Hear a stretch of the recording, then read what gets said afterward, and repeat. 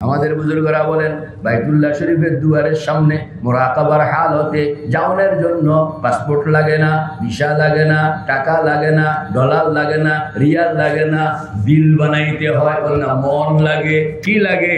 মন লাগে। মনটাকে যদি আপনি বানাইতে পারলেন কেমনে? ওই আপনি বসেন, তাহাজ্জুদের নামাজ পড়লেন, কেবলামুখী হইয়া বসলেন, বসেন তো সবাই, আত্তাহিয়াতুস শুরুতে বলবেন, হাত দুইটা হাঁটুর উপর, আঙ্গুলের মাথা হাঁটুর মাথা বরাবর, কোমর মেরুদণ্ড সোজা, বলেন না, কোমর মেরুদণ্ড সোজা, চোখটা বন্ধ থাকবে। সময় হইল 30 মিনিট। সময় কয় মিনিট?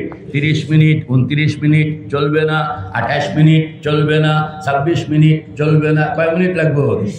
একবারে গোনা গোনা 30 মিনিট লাগ। কারণ কি? কারণ হইল ব্যাকিং টাইম। কারণ হইল ব্যাকিং টাইম। নির্ধারিত সময় যদি আপনি না দেন, চাউল ভাতে পরিণত হবে না।